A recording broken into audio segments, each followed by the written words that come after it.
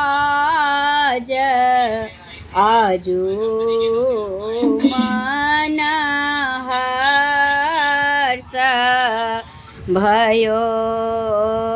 राम राज सुनी देवलोक का पल के कई के मति हरि ले राम राज सुनी देवलोक का पल मंथरा के मति हरि ले मंथरा जाई के कई के कहलनी को बजा जाई के कई के कहलनी राम हेता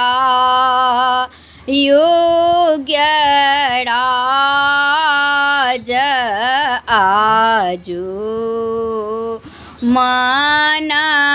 सोच भयो काज